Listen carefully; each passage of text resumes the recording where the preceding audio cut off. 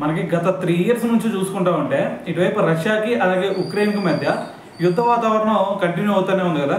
అయితే దీని గురించే మరి ఉక్రెయిన్ అధ్యక్షుడైన జెలెన్స్కీ కొన్ని కామెంట్స్ చేశాడు అనమాట. అయితే అతను ఏమంటున్నాడు అంటే, రష్యా ఇప్పుడు మాతో యుద్ధంలో రష్యా ఒకటే పాల్గొనట్లేదు, రష్యా కొన్ని దేశాల నుంచి కిరాయి సైనికులను అయితే తీసుకురావడం జరిగింది. సో దాంట్లో భాగంగానే చైనా, పాకిస్తాన్, దాని తర్వాత ఉజ్బెకిస్తాన్, కజకిస్తాన్, సో ఈ దేశాలన్నిటి నుంచి కూడా వీళ్ళు కిరాయి సైనికులు తెచ్చుకున్నారు.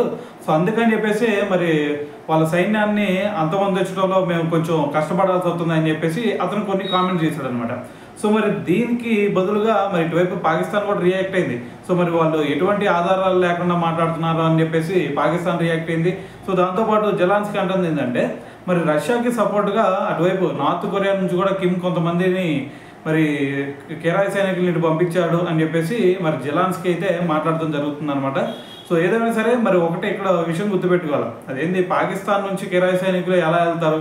పక్కన చూసుకుంటుంటే అమెరికానేమో ఇది ఇటు ఉక్రెయిన్కి సపోర్ట్ చేస్తూ ఉంది, మరి ఇటువైపు పాకిస్తాన్ కూడా అమెరికాతో మంచి సంబంధాలు ఏర్పడుతూ ఉన్నాయి. మరి ఇటువంటి సిచ్యువేషన్లో మరి మనం వాళ్ళ దగ్గర ఆయిల్ కొంటున్నాం అని చెప్పేసి రష్యా దగ్గర మరి ఆ విధంగా ఫైర్ అవుతూ ఉన్నాడు ఇటు ఎవరు, డొనాల్డ్ ట్రంప్. మరి పక్కన ఫ్రెండ్గా ఉన్నటువంటి పాకిస్తాన్ కిరాయి సైనికులను ఆడ పంపిస్తూ ఉంటే మరి ట్రంప్ ఎలా ఊరుకుంటాడు.